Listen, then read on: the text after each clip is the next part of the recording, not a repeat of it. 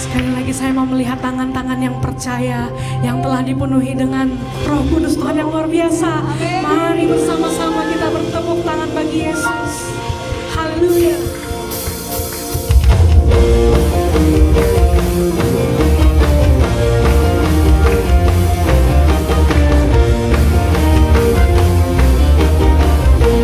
Mari dengan sungguh katakan, Yesus, aku percaya.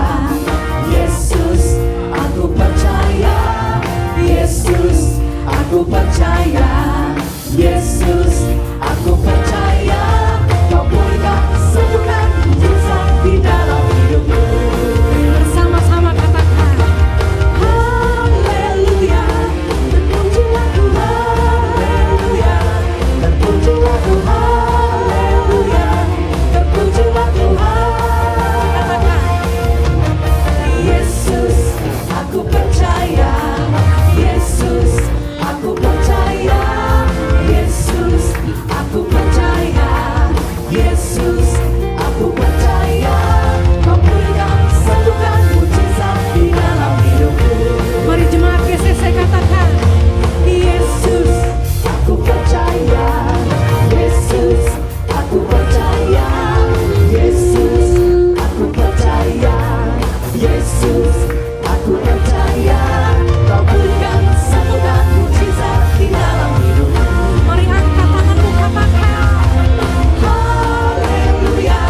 Terpujilah Tuhan, haleluya. Terpujilah Tuhan, haleluya. Terpujilah Tuhan, haleluya. Terpujilah Tuhan, haleluya. Terpujilah Tuhan, haleluya. Terpujilah Tuhan. Mari yang wanita bersama dengan saya katakan, haleluya. Terpujilah Tuhan, haleluya. Terpujilah Tuhan, haleluya. Terpujilah Tuhan. Yang pria katakan haleluya. Haleluya. Terpujilah Tuhan, haleluya. Terpujilah Tuhan, haleluya. Terpujilah Tuhan. Mari dengan segenap hati katakan, haleluya. Terpujilah Tuhan, haleluya. Terpujilah Tuhan, haleluya. Terpujilah Tuhan,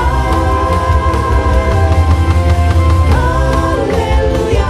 Terpujilah Tuhan, haleluya. Terpujilah Tuhan, haleluya.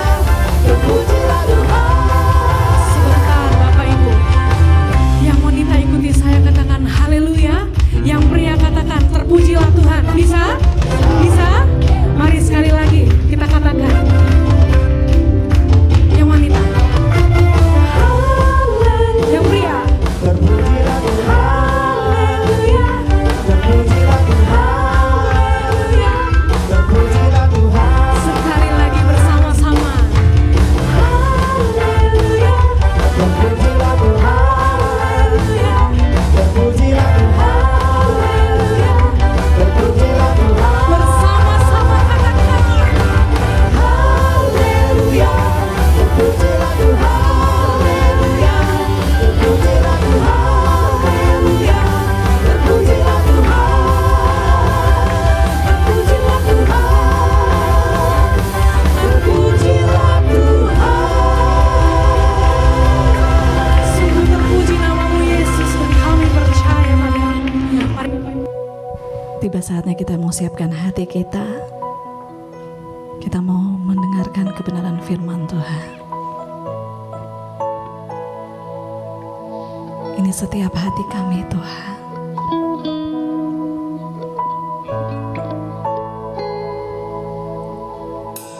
Dalam setiap langkah Kau ada. Dalam kesesakan Kau hadir. Lewati sukaku, lewati dukaku, ku serahkan semua. Tempatku berharap hanya Kau, tempatku bersandar bersamamu. Lewati sukaku, lewati dukaku, ku serahkan semua, biar jadi persembahan bagimu.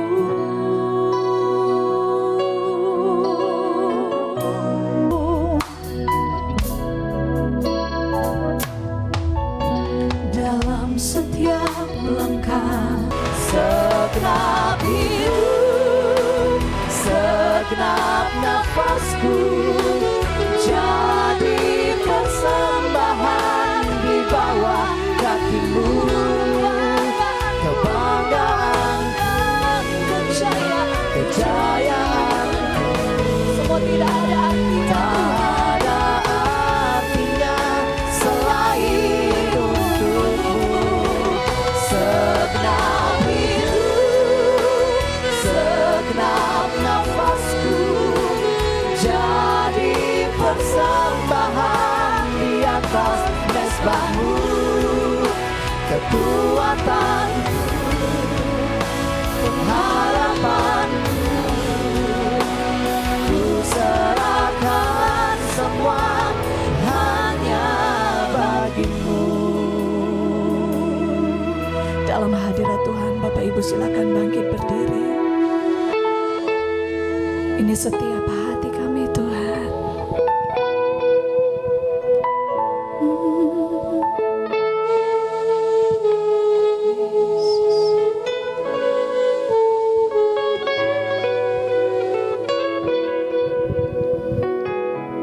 Biar Engkau berkenan atas kami Tuhan. Biar di mezbah-Mu kami meletakkan hidup kami.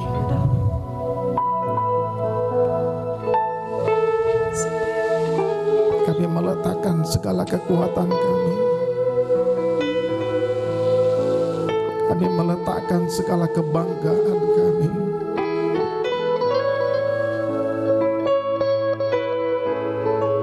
Kami meletakkan segala kejayaan kami.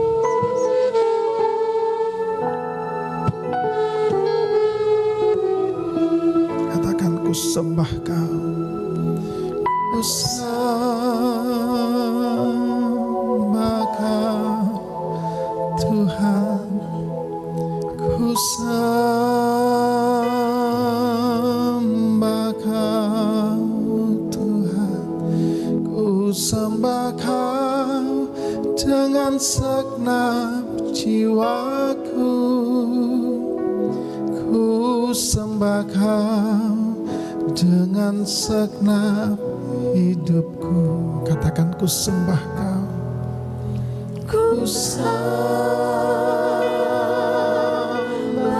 Kau Tuhan dengan segenap hati, ku sembah Kau Tuhan. Ini doa kami, ini penyataan kami Tuhan. Kami sembah Kau dengan segenap hidup. Katakan, ku sembah, ku sembah Kau Tuhan, ku sembah Kau. Kami sembah Kau ya Tuhan dengan segenap jiwa kami. Ku sembah Kau dengan segenap hidup kami. Lebih lagi katakan, oh, ku sembah Kau Tuhan, ku sembah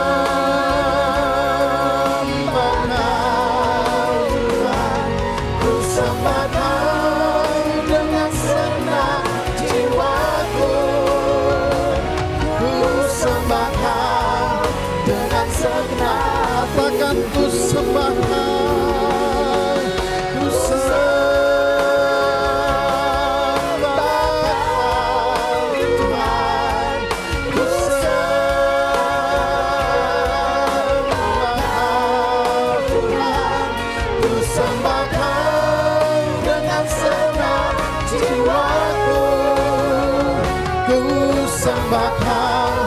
Lebih lagi katakan, ku sembah Kau Tuhan. Ku sembah Kau Tuhan. Ku sembah Kau Tuhan. Ku sembah Kau dengan senang jiwaku. Ku sembah Kau dengan segenap hidupku. Katakan dengan segenap hati, segenap hidup kami. Lebih lagi, segenap hidup, segenap nafasku jadi persembahan di bawah kakimu. Kebanggaanku, kejayaanmu Tuhan, tidak ada artinya selain hanya untuk segenap hidup, segenap nafasku jadi persembahan di atas mezbahmu. Kekuatanku, pengharapanku, ku serahkan semua hanya bagimu. Kekuatanku, pengharapanku, katakan kekuatanku, segala pengharapan kami, kekuatanku, kekuatanku, pengharapanku, ku serahkan semua hanya bagimu. Tepuk tangan yang paling panjang bagi Dia. Tepuk tangan yang paling hebat bagi Dia. Lebih lagi yang terbaik bagi Dia.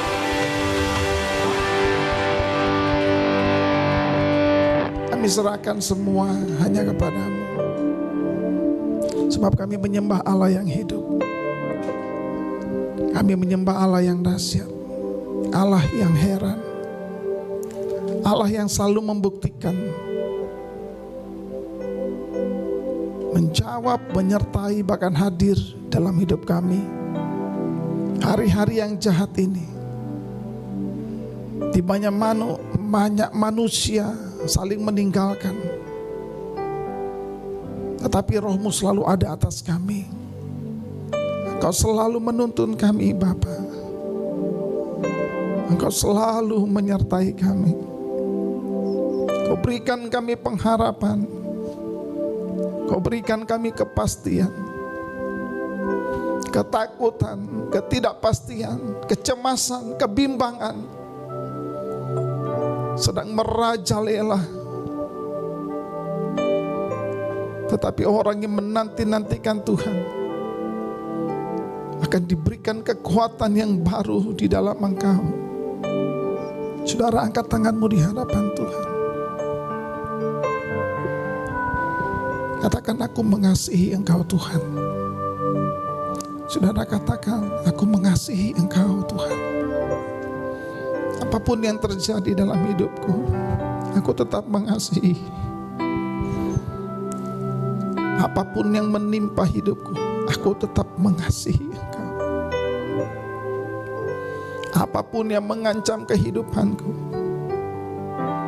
aku tetap mengasihi Engkau Tuhan. Saudara, bicara pada Tuhan. Sampaikan pada Tuhan. Sebab Dia mendengar apa yang kau ucapkan pagi hari ini. Apa yang menjadi kerinduanmu. Apa yang menjadi pengharapanmu. Dia mendengar engkau di mezbah ini. Di mezbah ini. Dia akan menjawab. Dia akan menyatakan kuasanya. Sudah cukup waktunya. Ini saatnya Dia Allah yang agung, Dia Allah yang hidup. Dia menyatakan kebesarannya di dalam kehidupanmu. Dia menyatakan kebaikannya di dalam hidupmu. Dia menyatakan dengan sempurna kuasanya.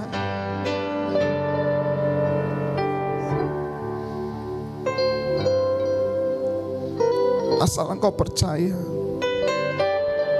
katakan, Tuhan, aku percaya. Percaya Tuhan.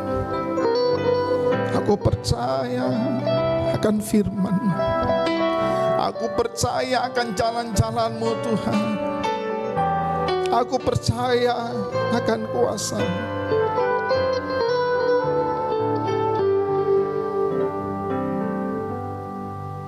Ku sembahkan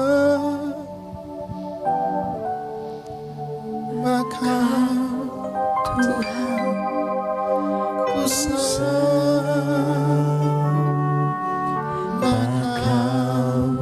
Tuhan, ku sembahkan dengan segenap jiwaku,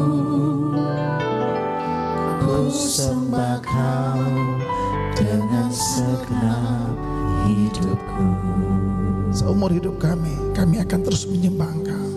Terima kasih, waktunya kami mendengarkan isi hati-Mu. 6 hari kami melakukan segala sesuatu dalam dunia ini, dalam pekerjaan kesibukan kami. Hari ke-7 kami akan duduk diam mendengarkan firman-Mu, karena itulah yang menjadi terang dan pelita bagi jalan kami. Terima kasih Bapa, kami siap mendengarkan isi hati-Mu.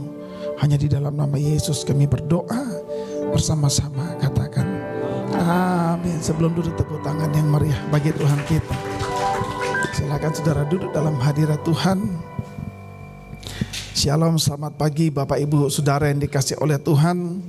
Saudara pasti diberkati, saudara pasti disertai Tuhan, karena kasih Tuhan tidak pernah berkesudahan dalam kehidupan kita. Katakan amin.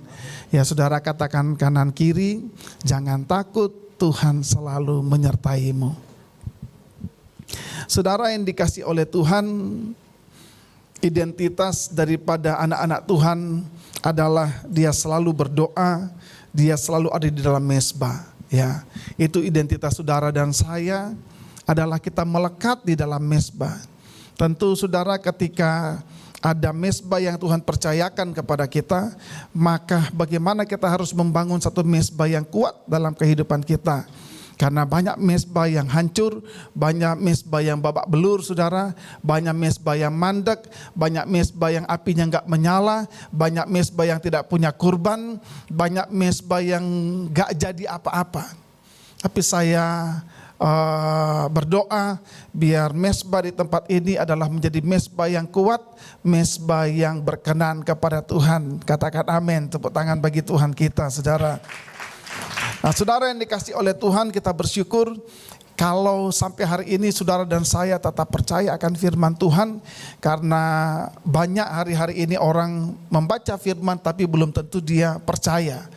Ya, kalau orang yang percaya firman, dia bukan hanya membaca tetapi dia melakukan.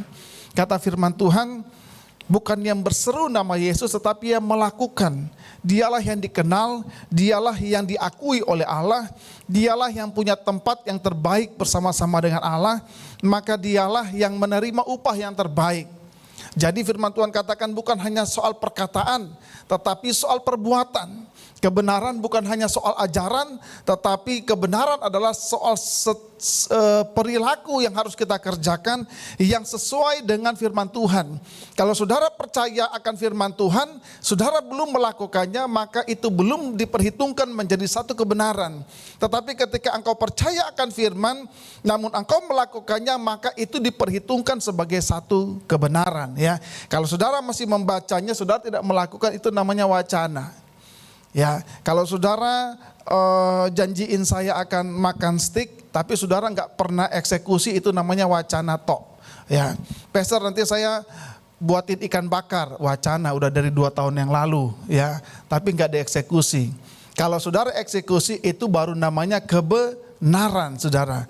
Nah, saudara yang dikasih oleh Tuhan, Membangun satu mezbah yang kuat perlu banyak sekali hal-hal yang harus kita persiapkan. Kenapa saya beri tema adalah mezbah yang kuat, saudara? Karena badai topan yang ada hari-hari ini bukanlah angin sepoi-sepoi lagi, saudara, tetapi ancaman-ancaman megatrust secara spiritual itu yang akan kita hadapi.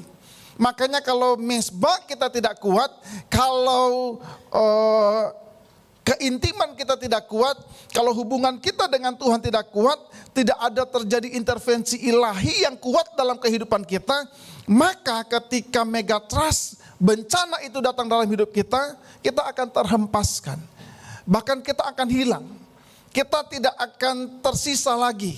Gak ada jejaknya lagi, saudara.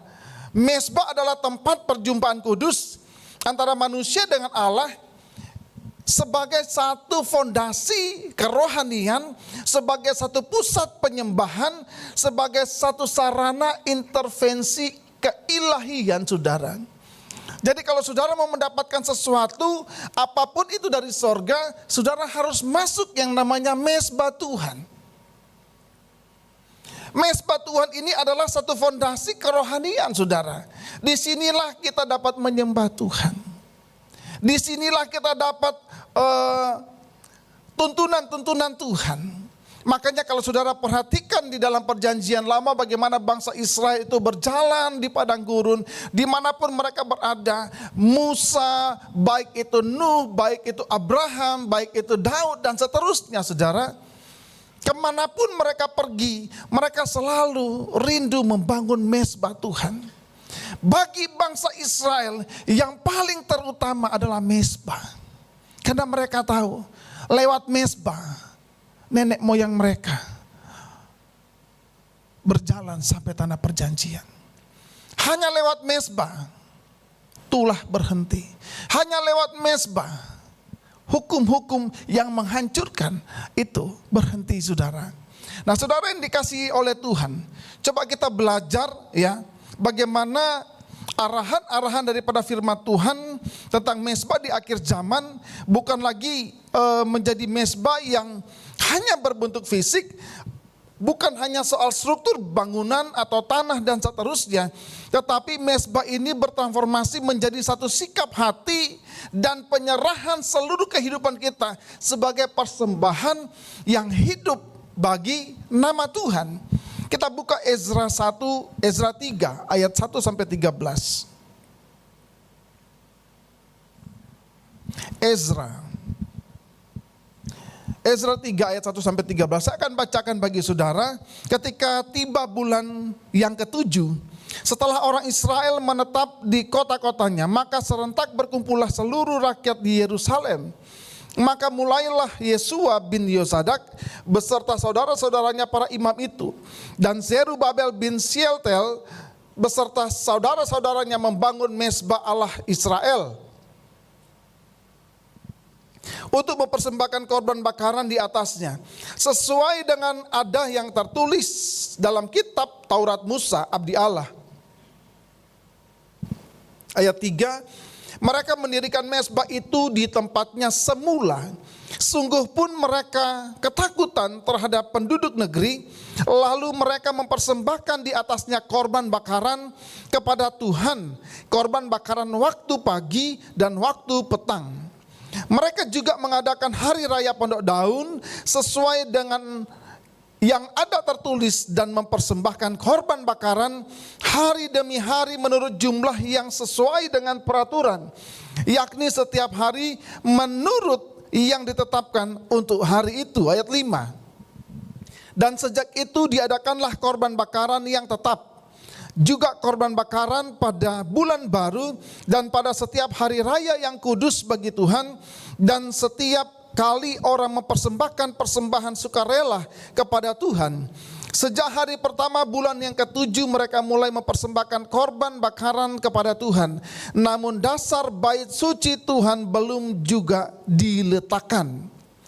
Lalu mereka memberikan uang kepada tukang batu dan tukang kayu, sedang kepada orang Sidon dan Tirus makanan dan minuman yang dan minyak supaya orang-orang itu membawa kayu aras dari Libanon sampai ke laut dekat Yafo, seperti yang telah diizinkan kepada mereka oleh Kores raja negeri Persia. Ayat 8. Pada tahun yang kedua sesudah mereka sampai ke rumah Allah di Yerusalem dalam bulan yang kedua, maka Zerubabel bin Shealtiel dan Yesua bin Yosadak beserta saudara-saudara mereka yang lain, yakni para imam dan orang-orang Lewi, dan semua orang yang pulang ke Yerusalem dari tempat tawanan mulai pekerjaan itu. Mereka menugaskan orang-orang Lewi yang berumur 20 tahun ke atas untuk mengawasi pekerjaan membangun rumah Tuhan. Lalu Yesua serta anak-anak dan saudara-saudaranya dan Kadmiel serta anak-anaknya orang-orang Yehuda bersama-sama bertindak mengawasi orang-orang yang melakukan pekerjaan membangun rumah Allah. Demikian juga Bani Hanadat, anak-anak dan saudara-saudara mereka orang-orang Lewi itu. Pada waktu dasar bait suci Tuhan diletakkan oleh tukang-tukang bangunan, maka tampillah para imam dan dengan memakai pakaian jabatan dan membawa nafiri, dan orang-orang Lewi Bani Asaf dengan membawa ceracap untuk memuji-muji Tuhan menurut petunjuk Daud Raja Israel. Secara berbalas-balasan mereka menyanyikan bagi Tuhan nyanyian pujian dan syukur, sebab Ia baik, bahwasanya untuk selama-lamanya kasih setianya kepada Israel. Dan seluruh umat bersorak-sorai dengan nyaring sambil memuji-muji Tuhan, oleh karena dasar rumah Tuhan telah diletakkan. Tetapi banyak di antara para imam, orang-orang Lewi dan kepala-kepala kaum keluarga dan orang tua-tua yang pernah melihat rumah yang dahulu menangis dengan suara nyaring ketika perletakan dasar rumah ini dilakukan di depan mata mereka. Sedang banyak orang bersorak-sorai dengan suara nyaring karena kegirangan. Orang tidak dapat lagi membedakan mana bunyi sorak-sorai kegirangan dan mana bunyi tangis rakyat. Karena rakyat bersorak-sorai dengan suara yang nyaring sehingga bunyinya kedengaran sampai jauh. Nah, saudara yang dikasihi oleh Tuhan, ini adalah satu latar belakang bagaimana selama puluhan tahun ya bangsa Israel ini mengalami pembuangan saudara di Babel. Nah, sesudah itu bangsa Yehuda ini saudara diizinkan untuk pulang ya oleh Raja Kores. Mereka akan kembali ke kampung halaman mereka yang dipimpin oleh dua saudara. Ada yang satu namanya Gubernur Zerubabel, dan yang kedua adalah Imam Besar Yosua. Jadi Zerubabel ini dia memimpin secara politik dan Imam Yosua ini memimpin secara spiritual saudara ya. Jadi di dalam kebiasaan daripada bangsa Yahudi, ketika ada raja atau pemimpin selalu ada yang namanya kenabian atau orang yang selalu menyertai di dalam pelayanan-pelayanan spiritual. Nah, saudara yang dikasih oleh Tuhan, Zerubabel ini menjadi pemimpin politik atau gubernur daripada Yehuda yang merupakan keturunan langsung daripada Raja Daud. Mereka melihat saudara ya, bagaimana bangsa ini harus pulang kembali dan melakukan apa yang harusnya mereka kerjakan. Apa yang harusnya menjadi satu janji di dalam kehidupan mereka. Setelah mereka mengalami pembuangan di Babel ya sekian lama, akhirnya mereka memutuskan untuk pulang. Yosua bin Yosadak ya, imam besar pada masa itu, memimpin aspek rohani dan keimamatan umat daripada Israel saudara. Nah, saudara yang dikasih oleh Tuhan, kemudian apa yang terjadi? Mereka ini mulai bangkit ya, mulai membangun yang namanya mesbah Allah dalam pondasi yang lama. Ketika mereka kembali, apa yang mereka lakukan? Yang pertama, mereka tidak membangun rumah mereka sendiri, mereka tidak membangun pekerjaan mereka sendiri, mereka tidak mencari kepentingan mereka sendiri, mereka tidak mencari apa yang mereka butuhkan secara pribadi, tapi yang pertama harus mereka lakukan adalah mereka membangun dulu yang namanya mesbah bagi Allah. Saudara ingat kisah Nuh. Ketika Nuh sekian lama di atas bahtera saudara, Dan ketika Bahtera itu mulai bersandar, mulai karam, dan ketika dia keluar dari Bahtera, apa yang pertama kali Nuh lakukan? Dia tidak membangun rumah, dia tidak mencari kebun, dia tidak mencari ladang, dia tidak mencari makan, tetapi yang dia lakukan pertama kali adalah membangun yang namanya mezbah. Saudara belajar sama bangsa Israel, orang-orang Yahudi ini saudara. Mereka ini orang-orang yang cerdas. Dikatakan Daniel itu 10 kali lebih cerdas daripada orang-orang berhikmat pada saat itu. Mengapa demikian? Mengapa orang-orang Yahudi ini kok pintarnya itu melampaui daripada kepintaran bangsa-bangsa lain? Mengapa mereka punya hikmat itu melebihi daripada bangsa-bangsa lain? Saudara, saya mau katakan, karena mereka punya satu prioritas dalam hidup mereka. Kemanapun mereka pergi, mereka akan mencari yang namanya mezbah. Gak ada mezbah, mereka akan membangun yang namanya mezbah. Saudara lihat Abraham pun demikian. Kemanapun Abraham pergi saudara, selalu dia membangun yang namanya mezbah. Nah saudara yang dikasih oleh Tuhan, mereka membangun kembali ya sesuatu yang telah runtuh, sesuatu yang telah rusak saudara. Setelah mezbah itu berdiri, mereka mulai mempersembahkan yang namanya korban. Dikatakan korban pagi maupun korban di petang hari. Mereka membangun kembali mezbah, bukan hanya mereka membiarkan mezbah itu kosong, tidak. Mereka mulai memberikan namanya kurban. Mereka mulai memberikan namanya sesuatu yang harus dikorbankan. Masing-masing memberikan yang terbaik saudara di mezbah itu.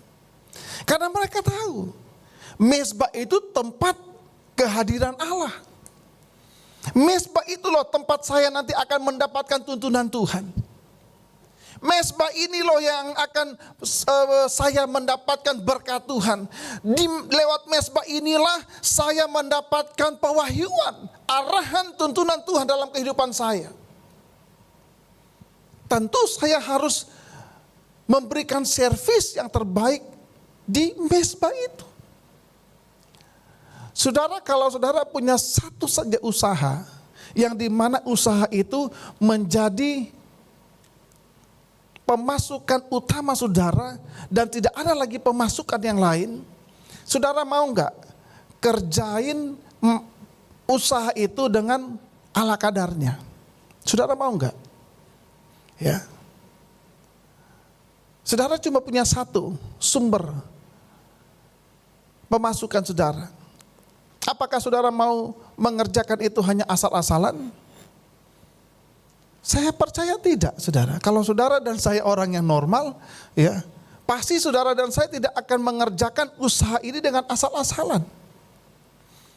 Saya punya motor cuma satu. Inilah yang selalu saya pakai kemanapun saya pelayanan, saya bekerja kemanapun. Saya harus servis pada waktu servis. Masa saya cuma pakai tapi saya nggak mau servis. Saya mau pakai tapi saya nggak mau isi bensinnya, saya nggak mau ganti oli, saya nggak mau ganti bannya. Bisa nggak saudara? Nggak bisa. Tuhan percayakan saya satu kendaraan. Supaya saya bisa mobile kemanapun. Kalau Tuhan bawa saya, entah itu saya diberkati di dalam pelayanan maupun di dalam pekerjaan saya, maka berkat yang sudah ada itulah yang saya kelola. Itulah yang saya lakukan, kerjakan sebaik mungkin. Supaya apa? Supaya saya pun selalu mendapatkan yang terbaik.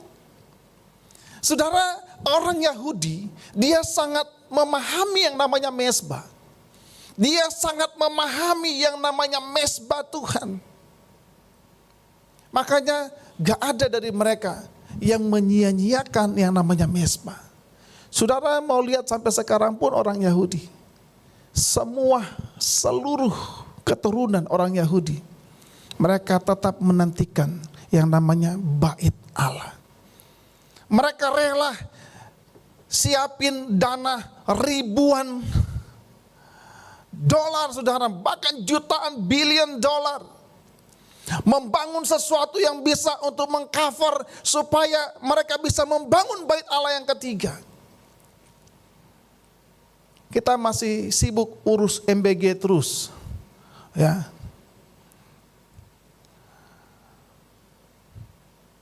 Kalau saya baca berita, aduh ini kok urusannya cuman soal ini terus.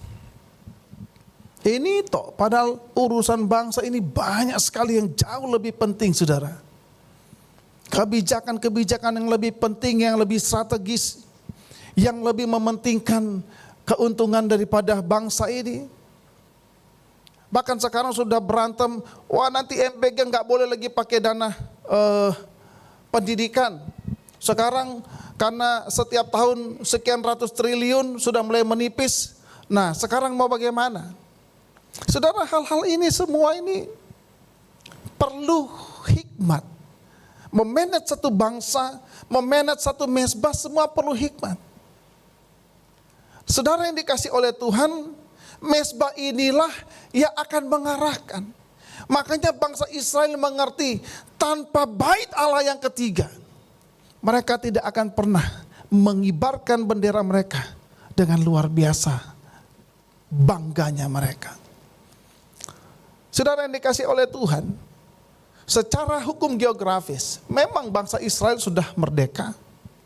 Sama seperti bangsa Indonesia yang merdeka, saudara. Ya. Tapi saudara lihat, kemerdekaan bangsa Israel bukan ditentukan hanya soal pengibaran bendera mereka merdeka. Tapi mereka merasa merdeka ketika bait Allah ketiga sudah dibangun. Lihat, merdeka tapi sampai hari ini perang terus. Apakah itu namanya merdeka? Orang merdeka dia berdaulat, dia bebas, dia mengalami yang namanya freedom, saudara. Tapi sampai hari ini tidak. Indonesia pun dari tahun 1945 merdeka.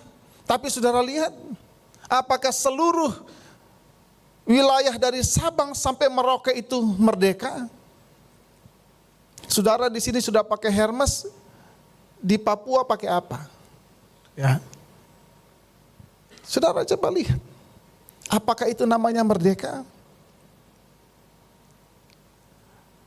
Saudara yang dikasih oleh Tuhan, bangsa Israel ini sangat memperhatikan, sangat memprioritaskan, karena bagi mereka, bangsa mereka bisa mendapatkan yang namanya tanah perjanjian karena peran daripada mezbah yang berjalan. Amin saudara. Pernahkah saudara merenungkan, engkau ini masuk tanah perjanjian, engkau masuk di dalam kemenanganmu, engkau masuk dalam keberhasilanmu, engkau masuk dalam keberuntunganmu, itu karena mezbah yang pimpin atau saudara yang mimpin diri sendiri? Pernah enggak saudara merenungkan itu? Saudara, bangsa Israel dia selalu mengingat itu. Makanya ketika mereka membangun mezbah, mereka mulai merayakan namanya Hari Raya Pondok Daun. Sekalipun mereka sudah bebas, mereka ingat dulu mereka ada di pondok. Sampai hari ini bangsa Israel merayakan Hari Raya Pondok Daun. Sekalipun mereka sudah punya namanya rumah yang seperti mansion. Tapi kalau Hari Raya Pondok Daun, mereka harus berada di pondok, saudara. Mereka ingat. Kalau kita orang Indonesia gimana? Syukur-syukur kita ingat. Ya, dulu kita susah. Mungkin pelayanan atau kita pergi bekerja, kita cuma naik angkutan. Begitu kita naik Rolls Royce, lupa kita. Ya, dulu waktu masih susah, 1 minggu 7 kali ke gereja, 1 minggu 10 kali, sudah habis jam ibadah, tanya Pak Pendeta masih ada lagi ibadah? Aduh, sudah tutup semua ini. Kalau bisa bikin lagi ibadah. Ya. Semua jadwal ibadah ditanya semua. Pak Pendeta, nanti Komsel Senin ada ibadah apa? Oh, kalau hari Senin biasanya Pak Pendeta libur karena kan pelayanan 1 hari, hari Minggu. Kalau bisa jangan libur Pak Pendeta, kita bikin doa. Selasa ibadah apa Pak Pendeta? Ibadah komsel, bikin komsel. Rabu apa? Rabu ada doa. Oke. Kamis apa? Kamis kunjungan. Ikut semua. Jumat apa? Intimate worship. Sabtu apa? Oh, Sabtu kita doa lagi. Minggu ibadah 5 kali. Tambah Pak Pendeta 7 kali. Karena masih susah. Doa terus. Ya. Ibadah 1 jam. Pingin Pak Pendeta kurang 1 jam. Tambah lagi jadi 5 jam. Tambah 5 jam. Tapi begitu dia sudah sukses, itu otomatis saudara dia attract sendiri. Ya, dari ibadah 5 jam Pak Pendeta ada meeting. Kurang 5 jam jadi 2 jam meeting. Ya, mau ibadah sedikit, Pak Pendeta saya nggak bisa ibadah kedua, meeting. Ya. Padahal dia yang usulin ibadah-ibadah ini semua dan jam-jamnya ditambah. Mulai nanti, Pak Pendeta nggak bisa intimate worship ya, Melsa izin ya saya mau meeting. Doa hari Rabu, izin Bobo, saya meeting ya. Semua meeting, ting. Meeting sana, meeting sini. Hasilnya apa? Zong, penyakit semua yang menggerogoti. Lupa saudara. Dengan adanya berkat Tuhan lupa. Dia nggak tahu dari mana dia berasal. Dia nggak tahu dia berhasil itu karena doa-doa orang yang menopang dia. Dia lupa saudara. Bangsa Israel tidak pernah lupa bahwa mereka pernah di pondok daun. Sekalipun mereka menjadi orang-orang yang dahsyat di muka bumi ini. Tapi dengan perayaan pondok daun, mereka selalu mengingat nenek moyang mereka dulu pernah ada di dalam pembuangan. Selalu ingat. Saudara yang dikasih oleh Tuhan, saudara pernah ingat kejadian ISIS ya? ISIS itu saudara satu ideologi di mana mereka nggak mau mengingat sejarah-sejarah masa lalu. Ya, makanya ketika ISIS mulai bergerak di Timur Tengah, apa yang mereka lakukan saudara? Mereka menghancurkan situs-situs sejarah. Ya, mereka bunuh orang-orang di sana, mereka hancurkan situs-situs sejarah karena mereka nggak mau itu orang-orang itu mengingat sejarah yang baik di masa lalu. Itu spiritnya saudara. Apakah itu pekerjaan iblis? Sangat.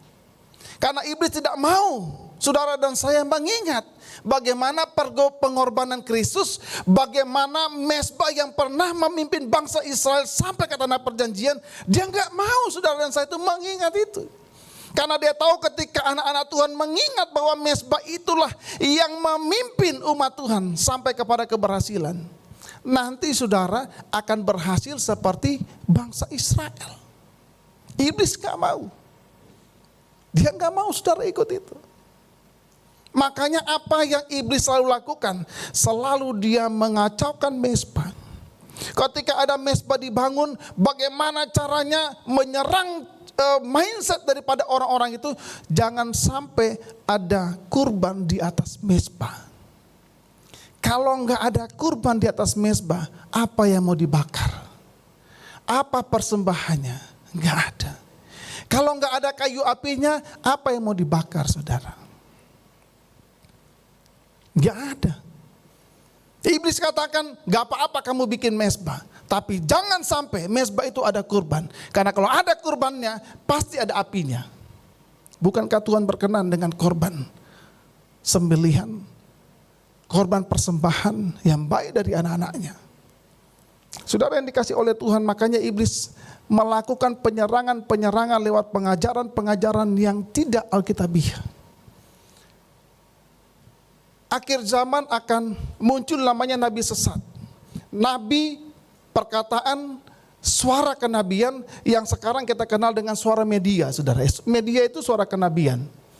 Tergantung dia menyampaikan pesan-pesan moral, pesan-pesan yang membangkitkan semangat, yang mengarahkan masyarakat dengan benar, informasi-informasi yang akurat atau informasi-informasi yang hoax. Ya, karena pesan itu kenabian, saudara. Makanya itu yang dipakai iblis, dia pakai segelintir orang ini untuk apa?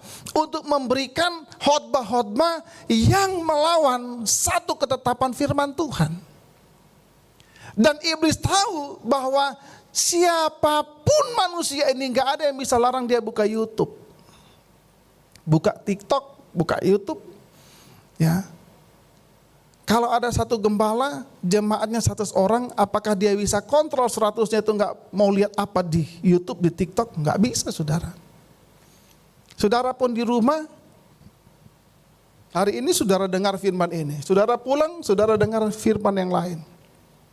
Saudara tidak kenal siapa pengkhotbahnya. Saudara nggak ngerti hidupnya bagaimana. Apalagi kalau saudara tidak punya basic firman yang kuat.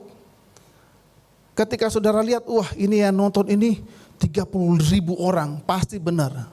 Hati-hati.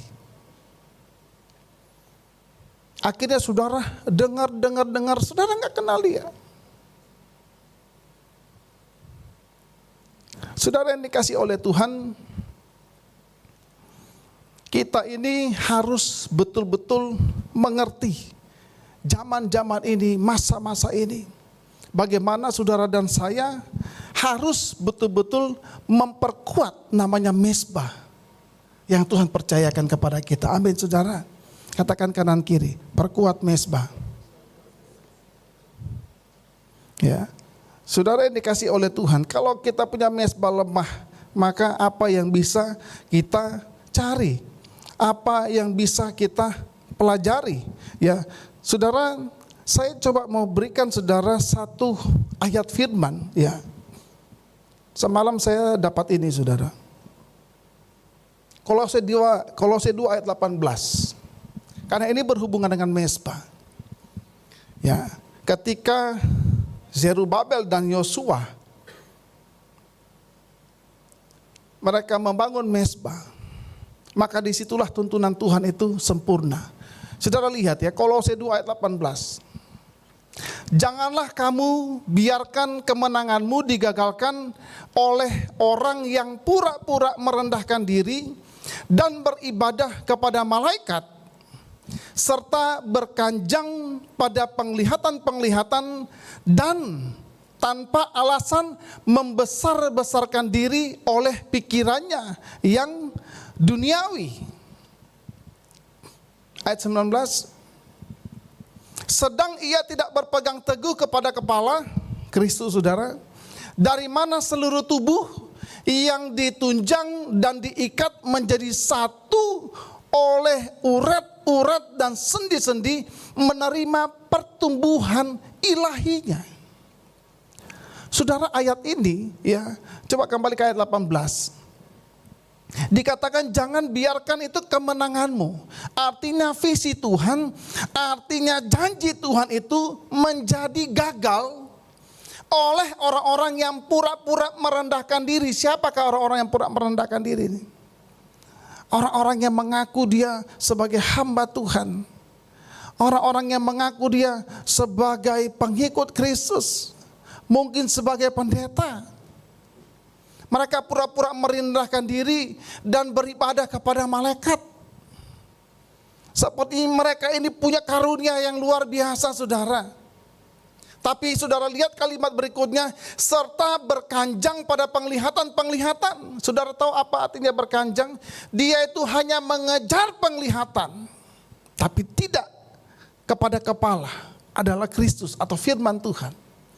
Dia mengejar penglihatan-penglihatan, berkanjang, dia mengejar, artinya dia hanya berfokus kepada penglihatan, bukan kepada kepala, yaitu firman Tuhan. Tanpa alasan membesar-besarkan diri oleh pikirannya yang duniawi. Ternyata ketika dia hanya mengejar penglihatan, tetapi pikirannya duniawi.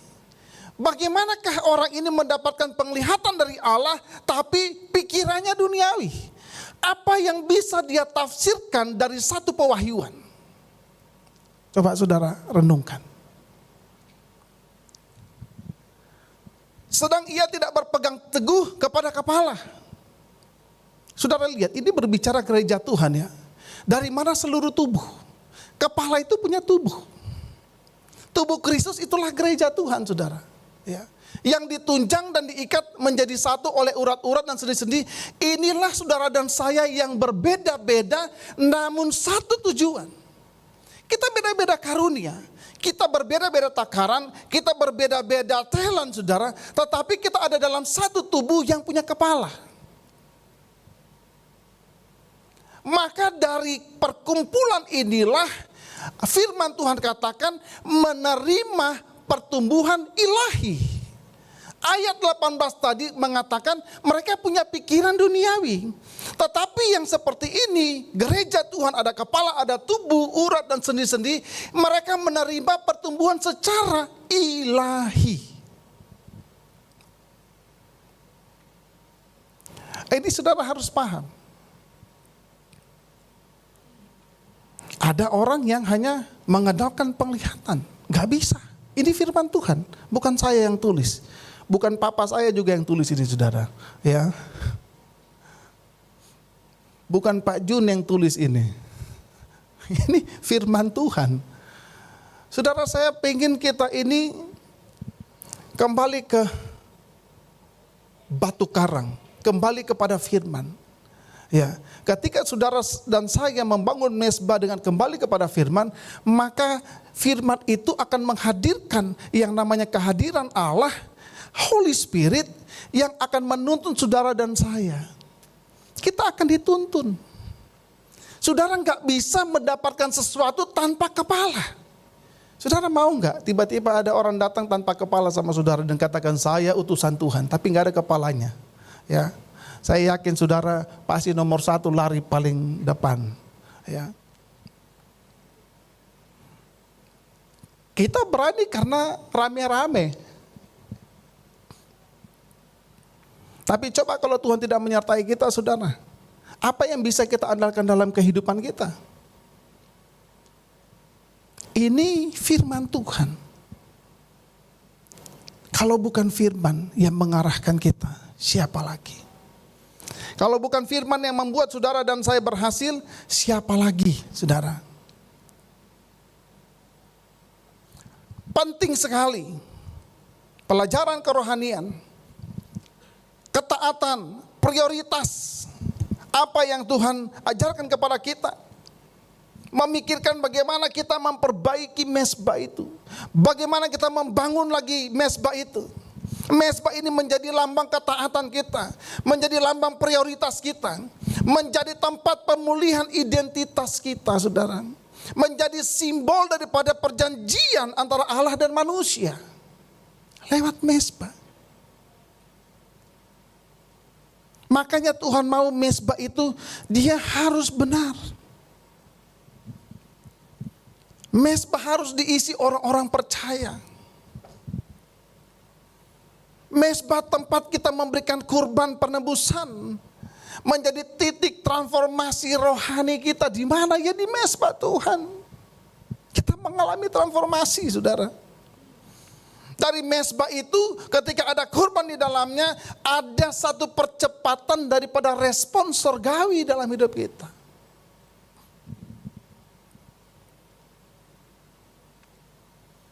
Saudara, saya ingat kurang lebih 9 tahun lalu, ya saya masih di Jakarta.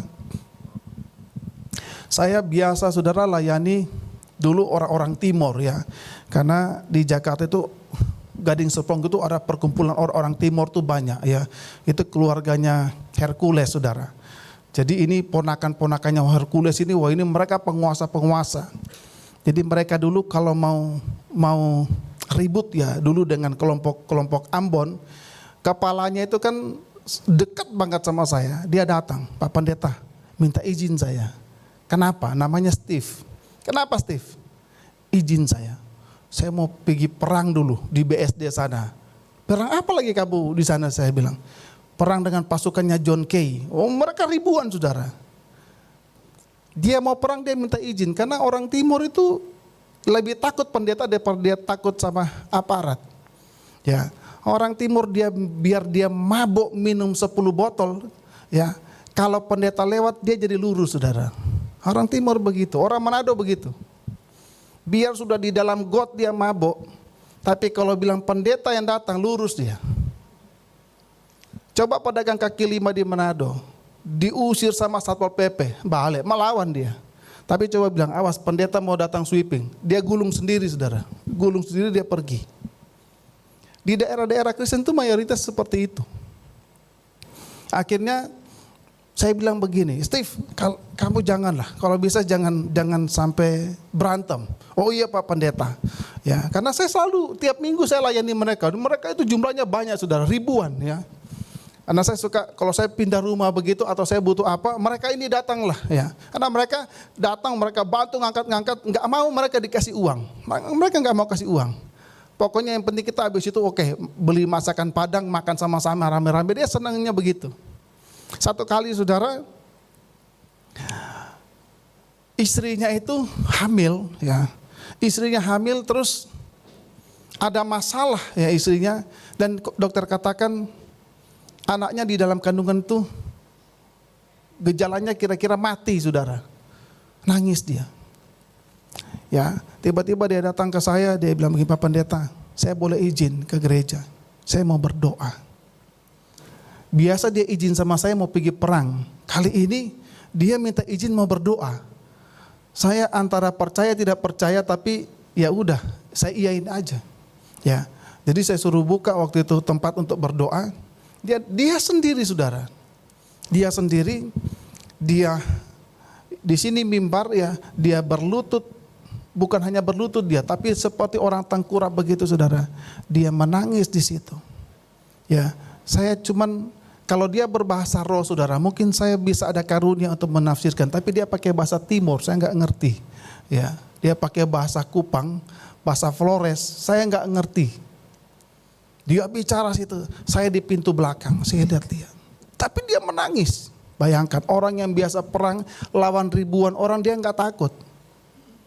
Tapi ketika istrinya terancam anaknya ini mati, dia mengalami ketakutan saudara. Dia berdoa, dia menangis. Saudara tahu dia berdoa itu bukan dalam waktu yang cepat. Bukan hanya beberapa menit.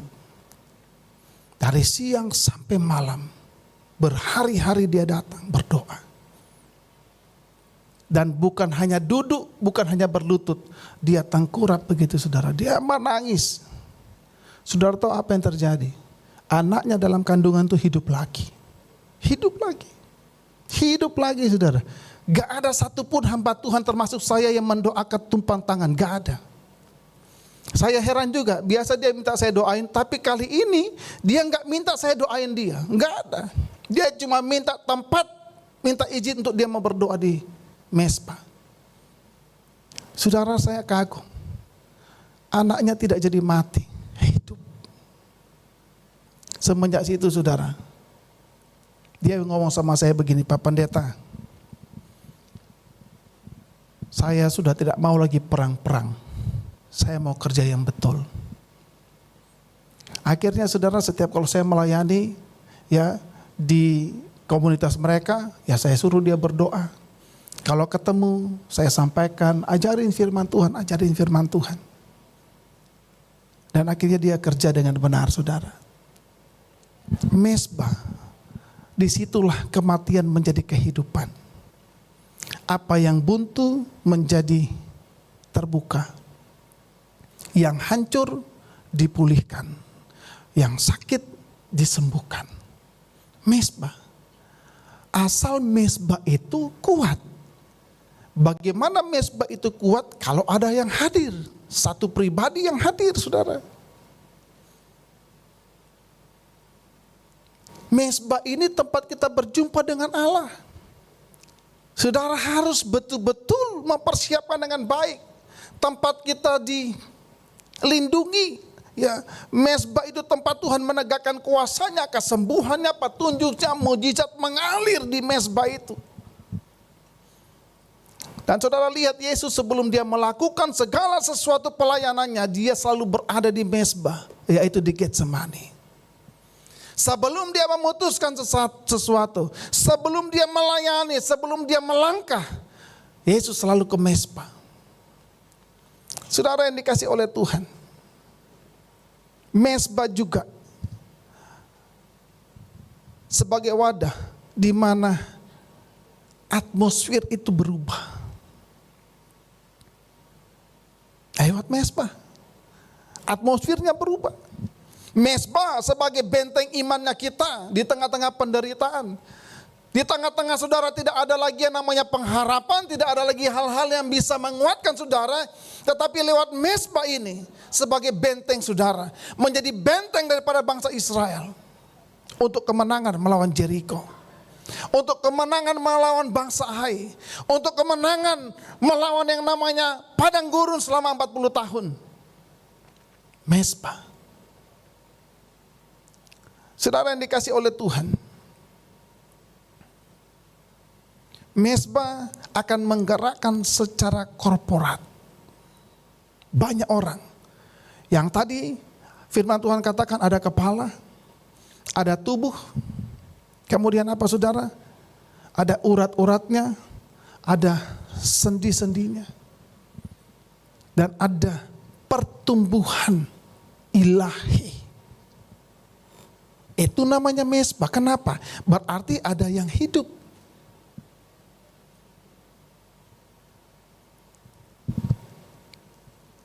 Ini yang Tuhan mau saudara.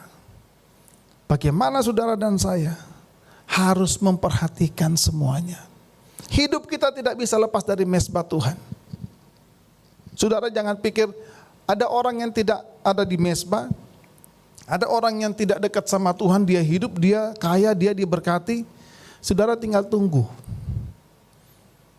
Tunggu yang namanya maut. Tidak ada orang mengalami keselamatan di luar mezbah Tuhan. Gak pernah ada. Saudara yang dikasih oleh Tuhan, hari-hari ini hari-hari yang jahat kata firman. Kita harus betul-betul memikirkan gimana hidup kita dan masa depan kita. Atmosfer yang tidak baik-baik, perlu ada perlawanan mezbah. Atmosfer lagi tidak baik-baik, perlu ada penguatan mezbah saudara.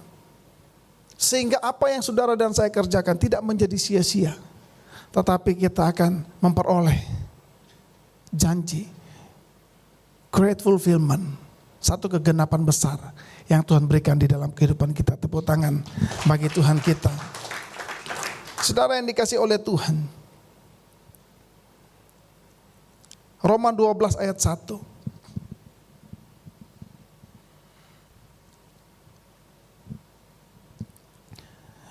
Karena itu saudara-saudara, demi kemurahan Allah aku menasihatkan kamu. Sebab kamu mempersembahkan, supaya kamu mempersembahkan tubuhmu sebagai persembahan yang hidup, yang kudus dan yang berkenan kepada Allah. Itu adalah ibadahmu yang sejati. Saudara, ini yang harus ada di dalam mezbah. Satu persembahan yang hidup, yang kudus, yang berkenan, yang meliputi namanya tubuh, jiwa, dan roh. Ini harus kita berikan di dalam mezbah Tuhan. Itu yang masuk dalam satu kategori persembahan yang hidup, yang kudus, yang berkenan. Yang hidup apa? Inilah tubuh kita. Kehidupan kita, dia harus hidup. Saudara nggak bisa mempersembahkan yang mati. Gereja setan persembahkan bayi yang mati. Tapi gereja Tuhan mempersembahkan hidup yang masih hidup. Kemudian yang kudus apa saudara? Yang kudus adalah roh kita. Kemudian yang berkenan apa? Jiwanya kita, pikirannya kita harus berkenan. Makanya kita harus pikirkan apa yang mulia, yang manis, yang sedap didengar, yang mendatangkan kebajikan, pikirkan semua itu. Maka Allah sumber damai sejahtera akan menyertai engkau sampai akhir zaman. Itu kata firman Tuhan. Ini yang harus kita berikan. Bukan lagi hanya soal persembahan, tetapi hidup kita. Semuanya. Ini yang membuat mezbah itu menjadi mezbah yang kuat. Katakan kanan kiri, jadikan mezbahmu mezbah yang kuat. Saya undang para worshiper.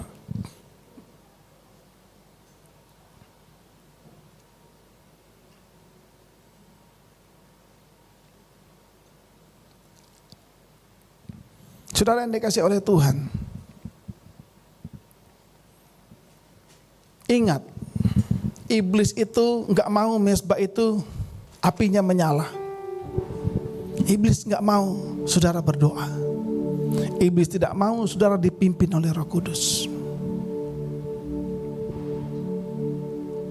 Pikiran ini tempat kita berperang. Banyak mungkin masukan-masukan hal-hal yang membuat kita menjadi antipati dengan mezbah Tuhan, menjadi antipati dengan namanya gereja.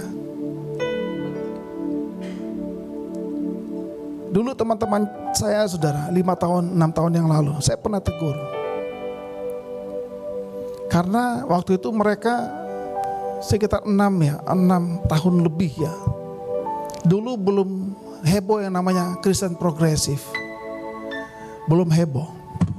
Tapi teman-teman saya itu sudah ngomong-ngomong itu. Dan saya sudah tegur. Kenapa? Orang-orang yang bicara itu orang-orang yang tidak pernah tertanam di gereja. Orang-orang yang tidak pernah punya kepala untuk menggembalakan mereka. Orang-orang yang tidak mengerti namanya tubuh, saling melengkapi, saling menopang. Mereka tidak pernah ada di sana. Mereka hanya belajar menurut pengertian mereka sendiri. Mereka tidak melihat bagaimana pengaruh-pengaruh daripada gereja untuk mempertahankan kehidupan dalam satu bangsa. Mereka tidak pernah memikirkan bagaimana gereja itu hadir untuk mempertahankan kekristenan di bangsa ini. Mereka tidak pernah memikirkan bagaimana bapak-bapak gereja dari PGI, dari PGLI, dari PGPI, dari KWI semuanya berjuang bersama-sama saudara, sehingga bangsa ini tidak menjadi negara yang syariah. Mereka nggak tahu, mereka hanya mulut tok ngomong. Tapi ketika rusuh yang dihajar gereja, yang dihajar mezbah, nggak pernah mereka dihajar rumahnya mereka, nggak pernah. Yang dihajar selalu mezbah, tapi mereka itu sebagai umpan-umpannya. Ada masalah, ada apapun, krisis terjadi, mereka hilang di telan bumi. Gereja selalu ada. Kenapa? Karena mezbah itu tetap. Firman Tuhan katakan, ketika engkau berbuah, buahmu tetap. Mezbah tetap. Suatu saat saya mati, mezbah tetap. Suatu saat saudara dan saya ini udah gak ada lagi saudara, tapi mezbah GCC ini tetap ada. Tetap ada. Artinya apa? Nama kita ini sementara, ujung-ujungnya di batu nisan. Tapi nama Tuhan itu untuk selama-lamanya. Itulah saudara yang kita bangun. Meninggikan nama Tuhan di mezbahnya. Bukan meninggikan nama gembala, bukan meninggikan nama saudara, apalagi meninggikan nama donatur. Gak ada, tidak berlaku di mezbah. Semua manusia ujungnya cuma di batu nisan tok. Siapa yang lihat? Ilalang tok. Saya aja, oma opa saya meninggal, untung-untungan saya 5 tahun sekali saya lihat kuburnya. Apalagi jauh di sana saudara. Untung-untungan. Padahal mereka dulu waktu hidup orang hebat. Tapi ketika sudah mati apa? Coba saudara orang tua yang sudah meninggal, adakah tiap hari saudara ke kubur? Kan gak mungkin. Iya kan? Gak mungkin. Saudara renungkan itu. Tapi saatnya nanti ketika kita gak ada lagi, saya mau katakan, roh saudara dan saya itu tetap di dalam Tuhan. Yang percaya tepuk tangan bagi Tuhan kita. Mari saya undang saudara bangkit berdiri.